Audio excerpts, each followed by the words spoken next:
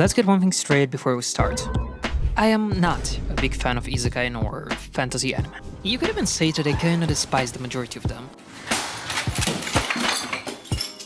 I mean, sure, there is a couple of series I didn't end up absolutely hating, and even a couple of them that I can confidently say have easily become part of my best rated anime series ever. You know, the thing is that the fantasy genre gives writers such rich, almost endless opportunities to create astonishingly variegated, filled to the brim with lore and multi-layered characters pieces of media that so many times ended up becoming instant classics in, at this point, basically any type of media. Yet in the meantime, the anime industry still goes like, this manga is the trashiest, the most unoriginal example of how to not write a memorable story. Now let's invest millions of dollars in its adaptation and see it fall in the deepest void filled to the brim with forgettable series after the first season stops airing and Reddit communities get tired of discussing whether the best girl was the most horribly annoying little bitch ever written or the undead 5,000 years old dragon lord that ends up looking like she barely learned her multiplication tables. So, although my hate for this genre hardly ever leaves my body, after hearing so many people, and I mean so many people, describing this series as the savior of its own genre, as the best anime of 2023, and sometimes comparing it to the second fucking coming of Christ, I was like, fuck it. Let's just watch the show and get it done with. You know, I'm probably gonna hate it after the first episode, or at best it will just be another well-crafted yet kinda forgettable experience. It's not like I'm gonna be making a video about it. This is the most beautiful. Okay. As I said earlier, one of the things I least like about the fantasy genre in anime, be it an isekai or not, is the fact that the majority of them use the same exact tropes every and each time. A dude, preferably an incel, dies and ends up in a copy-pasted fantasy world where they learn that they're, the chosen one to defeat the demon lord using their newly acquired abilities and save everybody. That's how it usually goes. But Frieren says, fuck this shit. We're gonna start after all of the action is already done. I have no idea what you're doing! I'm gonna do my own thing. That, to be honest, is something that immediately piqued my interest for the series. The first episode is set 10 years after the MC's party set on a journey to fight and defeat the Demon Lord. After succeeding, they're now going back to the capital to let everybody know about their victory. They're greeted like true heroes. A party is held for them. Hell, they even get statues made in their image. You see, every other series would reach this moment at the very end. It would usually work as a happy ending. Each time you're about to experience a fantasy anime, you're already expecting certain patterns to be followed. You know, in the beginning the MC's power are probably too weak, he needs to grind his ass by doing secondary quests to level up, gradually he starts to fight increasingly more difficult enemies, and then at the very end, after long trainings, hundreds of dungeons and even more slime-covered girls, the final battle takes place. That is an order that, although being extremely overused, works like a well-oiled machine. You get to see the MC struggle to become stronger, you root for him when he fights incredibly strong enemies, and you cheer for him and his party after they finally come out victorious out of the final battle. Watching Frieren though, that doesn't really happen. You're thrown into this beautiful world, you get to know the ones that seem to be the main characters, but there's no danger to be defeated. This is where you might start to think, well, what could possibly happen to keep me invested? Are these characters gonna go on a new adventure? Maybe explore some new lands, search for dangerous creatures to defeat, something like that. But no! After 10 years spent traveling through woods, fighting, risking their lives, and then finally saving the world, these characters show the most realistic, human, and logical desires I've ever seen portrayed in this genre. They decide to retire. Himmel, the one that out of the party gives more, kinda main character vibes, decides to stay at the capital, enjoying his well-deserved glory. Haithar, a priest, takes on the path to become a bishop. Eisen, being a dwarf, a creature whose lifespan exceeds by a decent amount that of a human being, retires to a simple and very tranquil way of living. The only exception to the party of heroes is Frieren, an elf. She has a very interesting hobby, which is to collect spells around the world. And aren't there quite a bit of them? So much that a lifetime could not be enough to complete such a collection, you might be thinking. Well, a human lifetime might not be enough, and even a dwarf one could fall short by 1,000 years or so. But Frieren is an elf. She's been around for thousands of years, and probably has several more to go.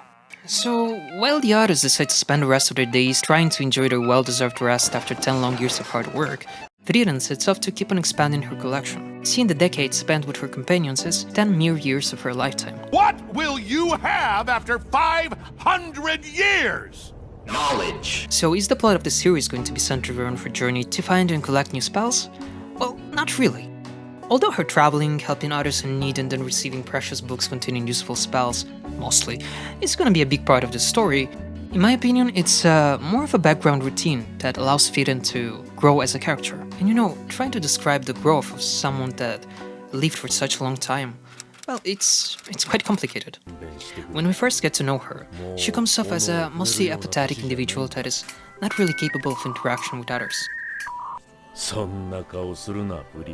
She doesn't understand human emotions nor the feelings of friendship. But most importantly, she doesn't comprehend the problems that plague humans' lives. Why they are so fixated on leaving a mark, on wanting to be remembered and doing everything in their power, using each and every minute of their short life to do enough to not be forgotten the day dirt becomes their new sky. Before leaving, she promises her party that when the next era meteor shower happens, an event that occurs once every 50 years, she's gonna show them the best spot to watch it. Once again, not even thinking about the fact that 50 years are a hell of a long time for a human being. In the end, she ends up keeping her promises. But something happens when she comes back. Her party companions have aged. A lot. Himmel. 老いぼれてる。言い方ひどくない? They do end up watching the era meteor shower again. This is when Himmel's life, full of glory, adventures, and good looks, comes to an end. He dies peacefully, surrounded by some of the most precious people he ever met in his lifetime. In her thousands years of roaming the earth, Frieren probably seen countless people die, never really trying to understand why somebody's death was such a painful event for others. But that was up until this point, when her emotions finally take over. She cries, remembering her friend. She starts to understand the power held by memories, and why people are so fond of them.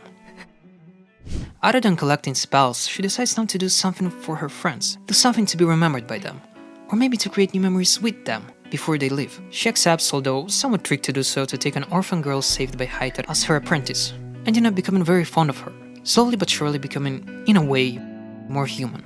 I honestly do not know what direction this series is gonna take in the next episodes. I haven't never read the manga, mine is a completely blind watch. But I have to be honest with you, even if the story keeps on being a beautifully animated slice of life filled with complex, multi-layered and likable characters, I'm all into it. You know, some of my favorite anime series ever made fall into this category. Watching this anime is such a relaxing experience. It doesn't rush into things. The dialogues are not scared to approach things from afar, adding details and opinions that would usually be omitted but really shouldn't. This series takes all the time in this world to explain itself, but it never ends up becoming boring or heavy. It is as if watching it, our perception of time mutates into that of an elf as well. Oh, and by the way, have I mentioned the fact that this anime is an absolute delight to look at? The backgrounds are always very detailed, they don't feel like the cheap copy and paste generic fantasy medieval city backgrounds that are usually used in this type of series. Frieren has a very soft and timeless feel to its character design, as well as the animation. And although there are no real fighting scenes that could be used by Madhouse to show how big their PP is compared to your typical animation levels, everything that happens on screen can only be described as flawless. I would say that this anime is definitely not gonna be liked by everybody. You know, if you are an individual that enjoys watching isekai, I mean, you know, not to judge anybody's taste, but if you actually enjoy shows like this,